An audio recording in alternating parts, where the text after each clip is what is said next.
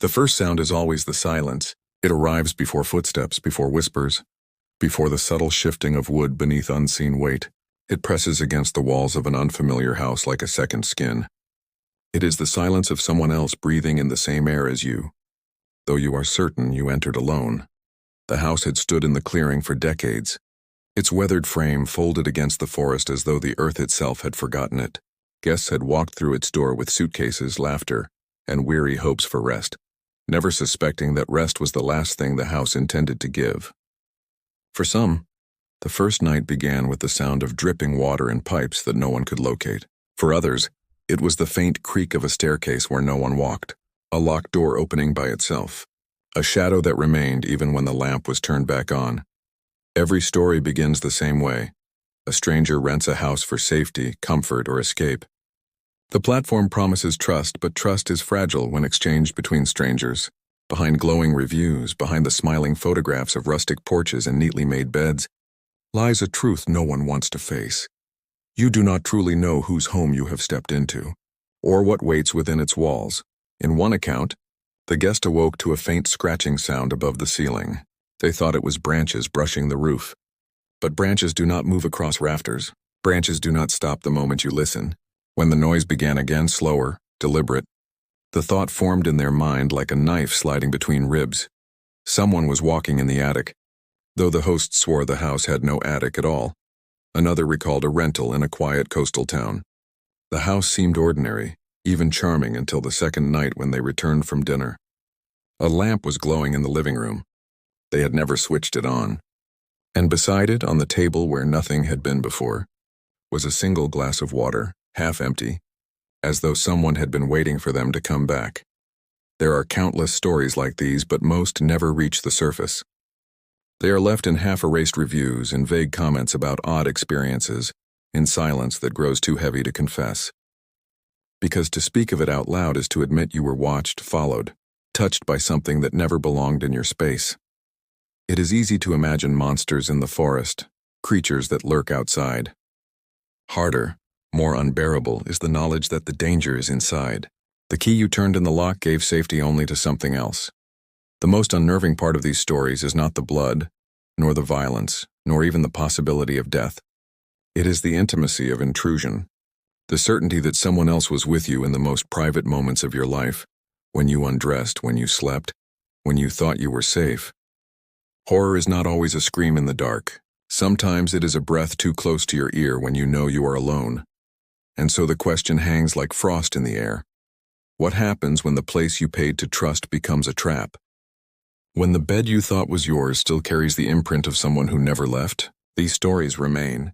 They echo in abandoned listings, in photographs that seem slightly different from how the house appeared in person, in windows that looked back at you with more than glass. They are not ghost tales told in flickering candlelight. They are not legends. They are accounts whispered by people who still cannot sleep without checking the corners of their room twice. You can hear them if you listen carefully. A guest swearing they heard breathing through the air vent though no system was installed. Another who found a hatch under the bed that was not mentioned in the listing. Someone else who woke with the sense of fingers brushing their hair, only to discover strands torn free on the pillow. These are not accidents. These are not coincidences. The truth of such stories is simple and merciless. When you open a stranger's door, you are not only stepping into a house, you are stepping into its memory, into whatever lives there, into whatever it refuses to release. The walls are not neutral. They watch. They hold on to the lives that pass through them. And sometimes they do not let go. So the question remains, unanswered and unanswerable. What is waiting for you the next time you unlock the door to a stranger's house?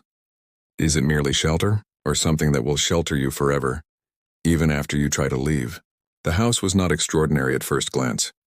That was part of its disguise. In daylight, it carried the softened charm of old timber, weather-worn shutters, and ivy creeping slowly along the stone foundation. Travelers looked at its photographs online and felt an immediate pull. This was not a sterile hotel corridor. This was authenticity. This was the promise of retreat. Yet behind the facade of comfort, each board and each brick carried a history most visitors never considered. In small towns and isolated stretches of countryside, many of these rental homes were inherited rather than built anew. They belonged to families who had owned the land for generations, and in some cases the families themselves seemed to wither while the houses endured. Ownership shifted quietly from hand to hand, and in the cracks of that shifting, stories were lost. Old tragedies sank into silence, and silence became the soil from which unease grew. The particular property that began drawing attention had been standing since the late 19th century. It had been built by a man who never truly finished it. He died before the top floor could be completed, leaving bare rafters and half-shaped rooms under the slanted roof. His children, rather than continue his vision, left the house to decay. The land fell into the hands of distant relatives and eventually into strangers who converted it into a rental. They offered little explanation about its age or its previous owners. The listing emphasized charm and seclusion. They did not mention the fact that the last family to live there had vanished without notice, leaving the table set and the back door ajar. This pattern was not unique. Throughout history, the rural home has always been more than wood and nails. It is a container of memory. Arguments echo in its beams, grief stains its walls, and hidden spaces retain secrets no review page ever uncovers. When guests arrive, they step into this layered history unknowing, believing they are simply borrowing a bed. What they inherit instead is the residue of what came before. Some visitors felt this immediately. One couple recalled that the air inside smelled wrong, like damp earth and rusting metal, though no source was visible. Another described the silence outside as unnatural, as though the forest itself had grown used to listening rather than speaking. And the locals, when asked, only offered short, evasive comments. They said the house had always felt strange, but no one could give a precise reason. No one ever does. What matters most is the psychology of arrival. Travelers enter these homes in states of vulnerability. They are often exhausted, disoriented by new landscapes, and desperate for a place of safety. They unpack their belongings and settle into beds that have held the weight of countless others. They press their heads against pillows that have absorbed the breath of strangers. They trust locks they have never tested. They sleep in silence that belongs to no one they know. And in that surrender of control, fear finds its opening. Because history is not buried by fresh paint or new photographs. History clings, waiting to be felt in the subtle tilt of the floorboards, the uneven rhythm of doors, the creak that comes from nowhere. One guest swore that as soon as they stepped inside, they felt as though someone else had just left the room. The mirror in the hallway was still fogged as if by another person's breath. This is the context in which the unsettling stories emerge. They are not random, not disconnected incidents. They are rooted in the collision between past and present. Every house that becomes a rental carries two faces, the one crafted for the listing and the one that lingers behind it. Invisible yet unavoidable. It is this invisible history that makes the unnerving details so impossible to dismiss. Why does the kitchen window never fully close, no matter how tightly it is locked? Why does the staircase sound heavy, even when no one is walking on it? Why do the walls seem to release a faint sigh when the lights are turned off at night? The weight of these questions presses harder when one remembers that strangers before them may have asked the same questions. And in some cases, those strangers never asked again. Their reviews are gone. Their names are absent. All that remains is the quiet knowledge that the house has outlasted them, and it will outlast whoever steps through the door next.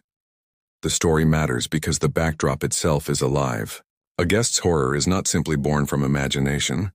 It is drawn out by the environment, the heritage of a space that has seen more than it reveals. A hotel is empty by design. A rented home is heavy with lives, with tragedies, with silence that cannot be shaken. That is why these Airbnb stories feel different from ordinary accounts of fear. They are not tales of strangers breaking in from the outside. They are reminders that the past never leaves, and when you choose to sleep within walls that have belonged to many others, you become another entry in the house's record. You trust a key to protect you, but the house already knows how to open its doors. And so each guest who walked into that forgotten home stepped into something deeper than shelter. They entered into a dialogue with history itself, one that did not always answer, but one that always left its mark. For some, the mark was no more than a sleepless night. For others, it followed them long after they left, a shadow that returned in their dreams, whispering reminders of a silence that was never truly empty. The first nights always seemed ordinary. That was how the house chose to begin, softly without alarm, lulling its guests into a fragile comfort. Travelers arrived with bags and tired eyes, filled the kitchen with the sound of clinking glasses and low laughter, and tried to convince themselves that this hidden retreat was theirs for a little while. They settled into its walls as if the house welcomed them. But the house did not welcome. It waited. The strangeness began as small interruptions, details that were too subtle to register as threats. A suitcase placed neatly against the bedroom wall seemed to have shifted by morning, its wheels turned outward as though someone had examined it. A chair that had been tucked under the table sat slightly pulled out, angled toward the hallway. Guests told themselves they must have forgotten, must have moved things without thinking, must have misremembered. They reached for logic as though logic could hold them. But logic bends when the interruptions accumulate. One evening, a woman swore she heard a phone vibrating on the wooden dresser in her room. Yet her phone was beside her in bed, silent. When she turned on the light, the vibration ceased. The dresser stood still. Nothing had moved. The sound never returned that night, but she woke with the memory pressed into her bones, as though the wood itself had been humming with some hidden life. Other guests described the sense of being observed, not from outside, but from within. The corners of the rooms felt too deep, as though the darkness there thickened when they looked away. At times the air seemed to hold a weight, pressing against the skin with an invisible hand. The photographs on the walls, framed landscapes, faded portraits, appeared slightly shifted from one evening to the next, not enough to prove, but enough to disturb. The hosts always had answers when asked. Houses settle, they said. Old wood creaks. The forest carries sounds in strange ways. Do not worry, everything is fine. But the guests were not fine.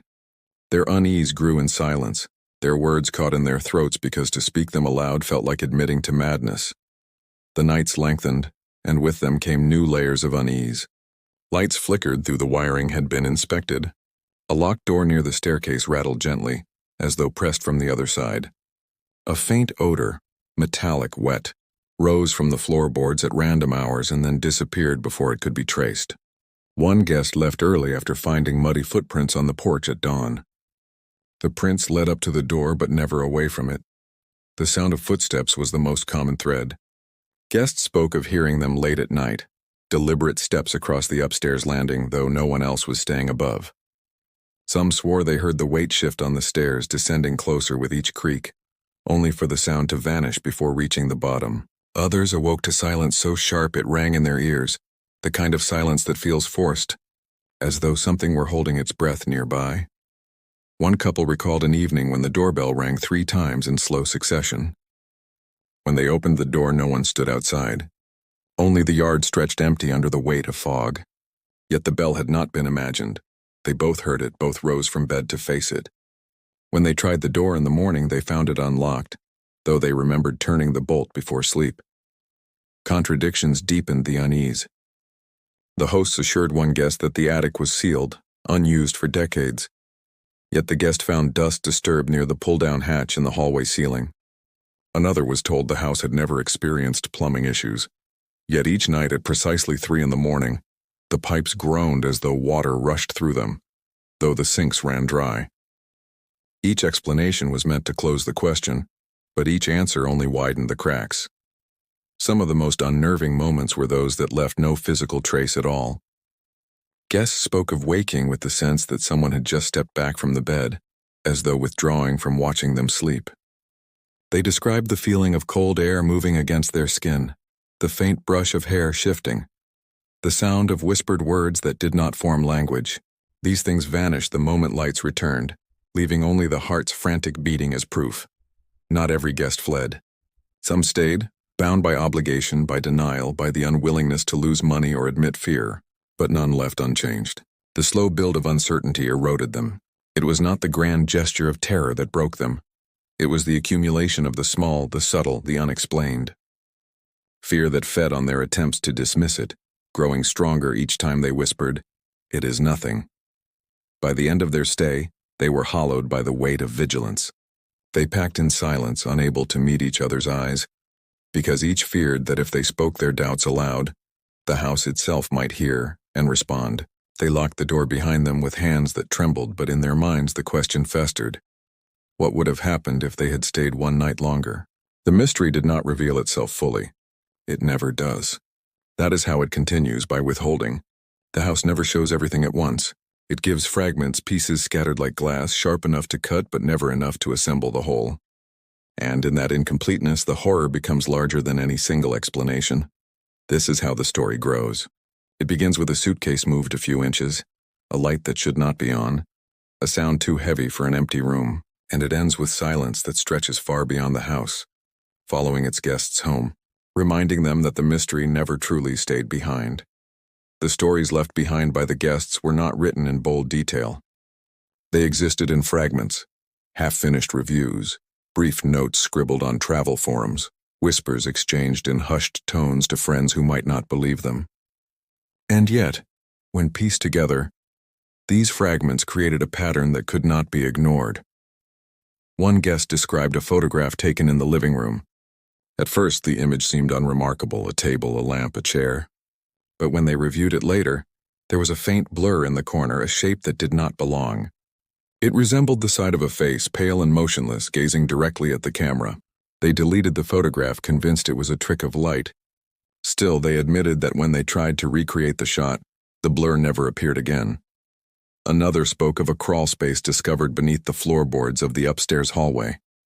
The hatch had been hidden beneath a rug, its edges faintly marked with scratches as though something had been dragging across it. Inside, the space was narrow and suffocating, filled with dust and the faint scent of mildew.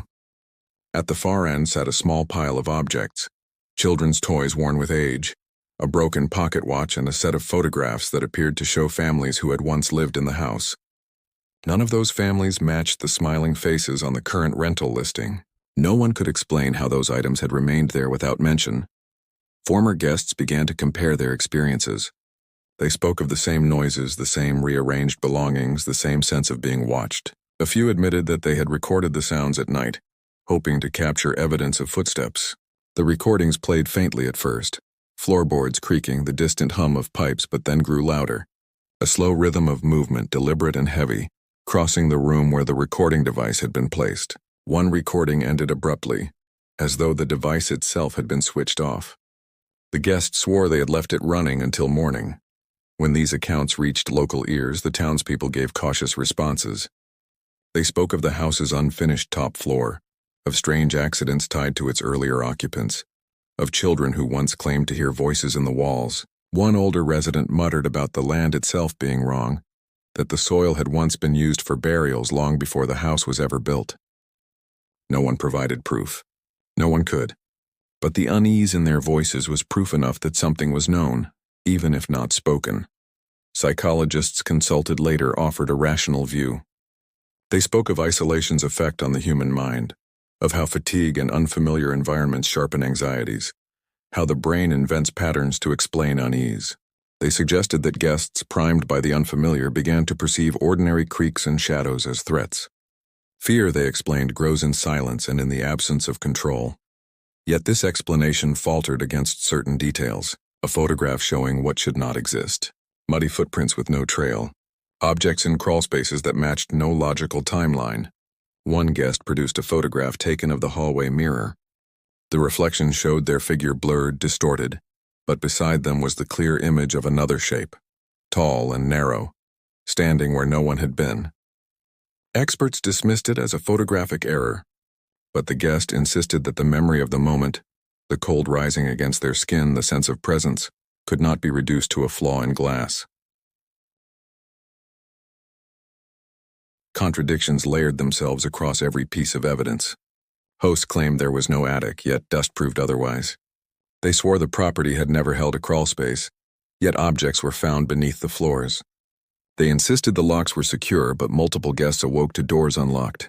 The house seemed to resist certainty, shaping itself against every attempt to define it. One account stood apart in particular.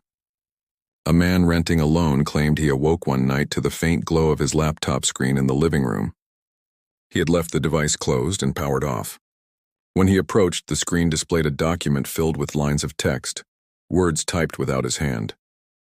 The lines repeated, "We are still here." He shut the laptop, convinced he had dreamt the entire moment. But in the morning, when he opened the device again, the document remained, the words still filling the page. He left that morning without ever contacting the hosts. Each fragment reinforced the sense that the house was more than walls and floors. It behaved as though it were aware, as though it responded to its guests in ways subtle and cruel. Some described the house as manipulative, offering comfort at first, then slowly stripping it away until only fear remained. Others believed there was someone living unseen within its structure, a presence that moved in crawl spaces and walls, feeding on the vulnerability of strangers who thought they were alone. The deeper one studied, the less clarity emerged. Evidence refused to settle into neat answers. Photographs showed shapes that could be dismissed as light. Objects appeared in hidden corners but carried no explanation of origin. Recordings revealed footsteps, but only when no one else listened. Psychological theories could stretch to explain fragments but not the whole, and so the analysis did not end in certainty, but in the widening of the unknown. The house remained a puzzle, fragments of proof scattered like bones in the soil, impossible to align into one complete form. Yet the weight of these fragments pressed on every witness the same way.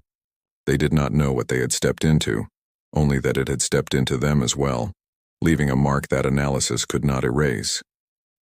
The stories of the house did not end when the guests left its doors. The true weight followed them home, embedding itself in their sleep, in their relationships, in the fragile rhythm of their ordinary lives. What unsettled them most was not what happened inside the house, but how the house seemed to stay with them afterward, as if its silence had been packed into their suitcases hidden among their belongings, waiting to unfold again once they returned to safety. One woman confessed that after her stay, she could no longer sleep in complete darkness. At the rental, she had awoken to the sound of someone shifting beside the bed, though she had traveled alone. The air had pressed against her chest as though another body leaned over her. When she turned on the lamp, the room was empty, but the shape of the disturbance remained, and she carried it home. In her own apartment, every shadow now seemed to bend toward her. Every moment before sleep became a battle with memory, with the lingering conviction that the silence was not empty. Another man spoke of the strain the experience placed on his marriage. He and his partner had rented the house together, hoping for a quiet retreat. Instead, they returned fractured. He remembered the locked door that opened in the middle of the night with a slow, deliberate sound. His partner swore the door never moved. He insisted the footprints outside the porch were fresh. She claimed there were none. The divide between what each had witnessed grew like a wound that refused to close. Months later, they could no longer speak of it without anger. The house had left them doubting not only their safety but each other. There were others whose paranoia deepened into obsession. A young guest who had discovered the crawl space spent weeks afterward researching the names in the photographs found within. He scoured census records, property deeds, fragments of local archives. Nothing aligned. The families in the images seemed to dissolve into absence as though they had never existed. He stopped attending work, spent nights staring at the hatch he swore he could still see in his mind. His friends described him as hollow, eaten from the inside by questions that had no answers. Some described subtler impacts, the kind that seeped quietly into their daily routines. A guest admitted they could no longer leave mirrors uncovered in their home after seeing the distorted reflection in the hallway of the rental. Another spoke of waking each night at exactly the same hour the house's pipes had once groaned. A mother who traveled with her child said the boy no longer entered dark rooms without whispering first, as though speaking to someone unseen. She never learned what he heard whispered back. Psychologists might have called these trauma responses rooted in heightened stress, sleep deprivation, and suggestion. Yet the emotional reality for those who lived them was sharper than any clinical description. They did not feel disordered. They felt haunted. They felt claimed. And in communities where these stories spread, the psychological impact grew beyond individuals. Neighbors began to glance uneasily at houses that had once seemed harmless. They whispered about how many other rentals might hide similar histories. Travelers booked hotels instead of private homes, unwilling to gamble with the intimacy of sleeping in a stranger's bed. A collective suspicion spread, not only of the houses but of the platform itself, of the quiet transaction that sold comfort without revealing the cost. The betrayal was as deep as the fear. Guests had chosen these homes for safety, for respite, for trust in a world of endless movement. Instead, they found intrusion at its most intimate. It was not only the presence of something unseen that unsettled them. It was the violation of privacy, the certainty that the most vulnerable hours of their lives had been observed. To lie in bed and feel watched is not merely fear. It is humiliation. It is the collapse of every boundary that defines safety. Some carried the experience into their bodies. One woman described the sensation of hands brushing her hair in the house. Weeks later, she still woke with strands of hair scattered across her pillow, though no one touched her. Another spoke of constant chest pressure, the feeling of weight against their lungs that doctors could not diagnose. A man who heard the footsteps on the stairs began to limp, as though his own legs carried the heaviness he once heard pressing down from above. And still, the silence around these experiences grew. Few wanted to share them aloud, fearing dismissal or ridicule. Many deleted their reviews, ashamed of sounding irrational. They carried their terror in silence, which only fed it more. What had happened in those rooms became unspoken but never undone. The psychological scars deepened, not because the events were loud, but because they were quiet. Fear that grows in stillness has no sharp edges to escape from. It coils slowly, settling into thoughts, becoming part of the rhythm of everyday life. It whispers when a light flickers, when a floorboard creaks, when a door swings gently without explanation. The emotional truth remained the same across all who endured it. The house did not stay behind. It traveled with them. It altered them. It reshaped the way they trusted, the way they slept, the way they existed inside their own walls. And that is the cruelest impact of all. Not that the horror ended when they left, but that it followed them into every room they thought was theirs, into every night they thought belonged to them alone. When the first scattered reports began to surface, they were easy to dismiss.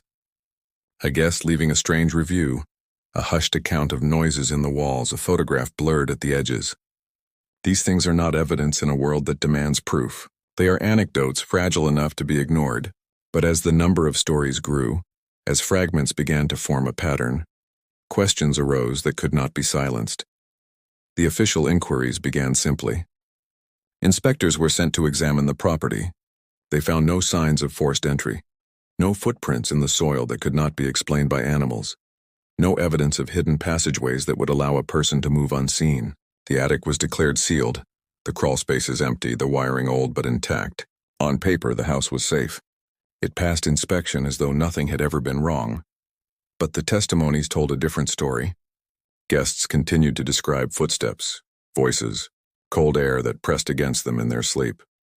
Some claimed they had spoken to the hosts about these experiences, only to be met with strange deflections. One host admitted that other guests had mentioned similar disturbances, but insisted the house itself was harmless. Another suggested the land was temperamental, a word that offered no explanation at all. Investigators tried to apply psychology.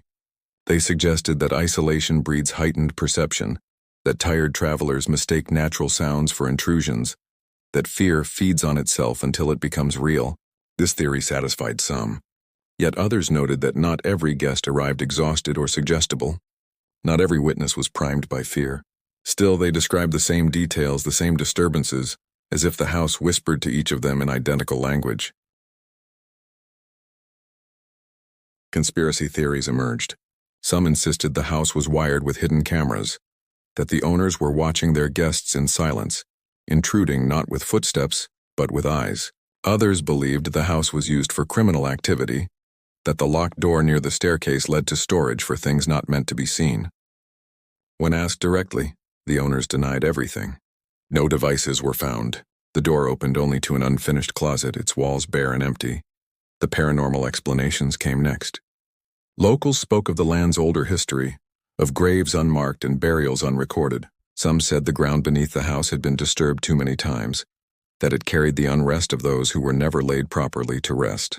Others pointed to the unfinished construction, the upper floor that had never been completed, and claimed that any house left incomplete carries an opening, a wound through which other things can enter.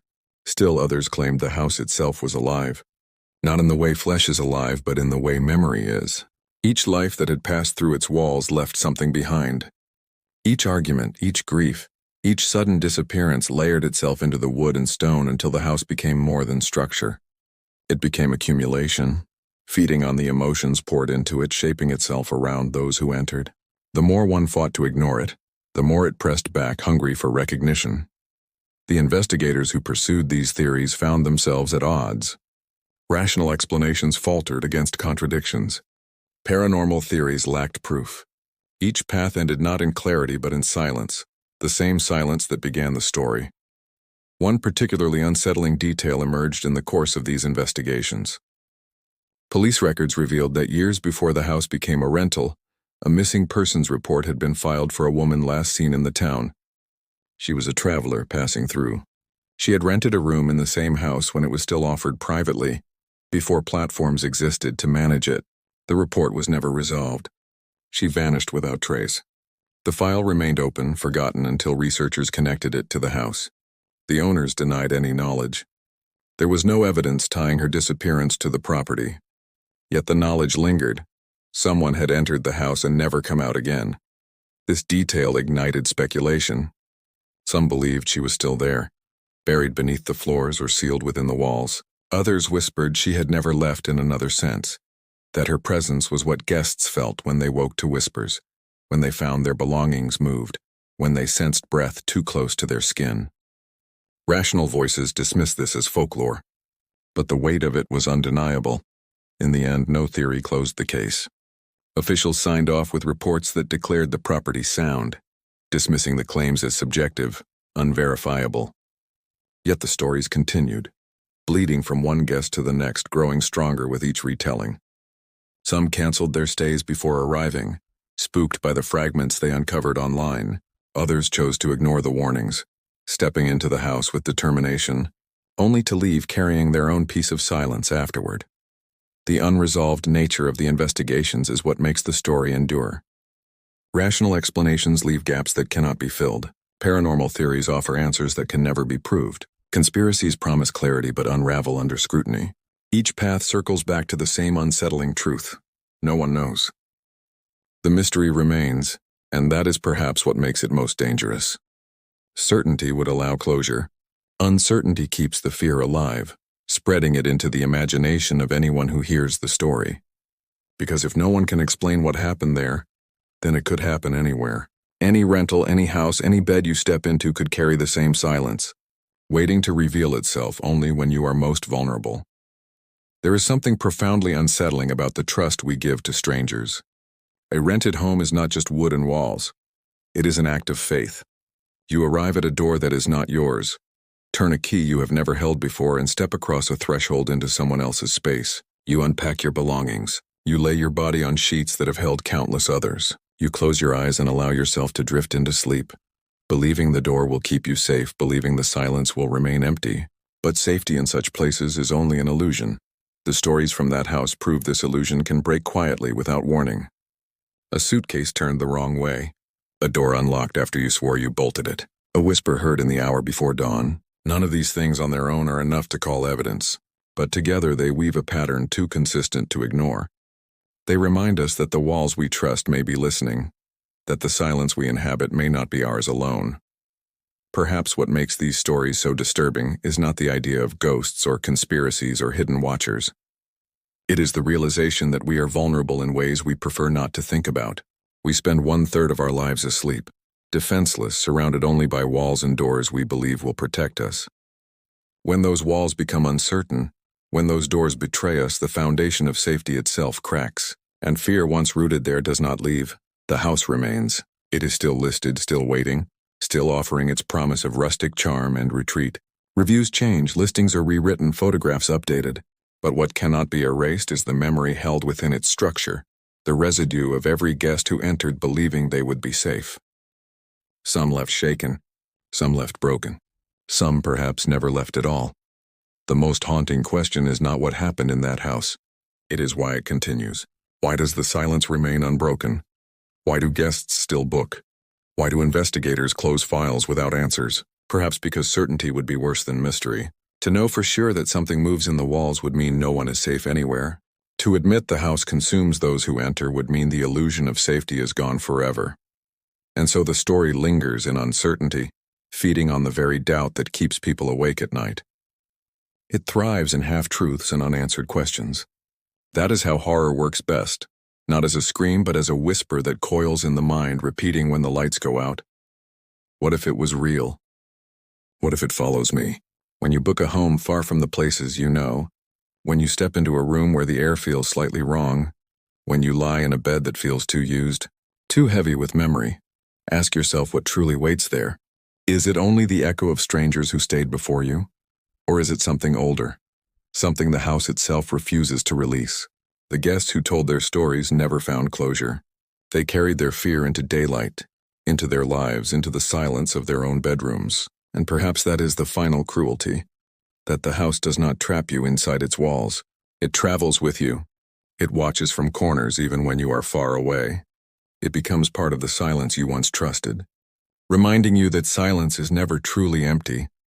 So the story ends not with an answer, but with a question that clings like frost.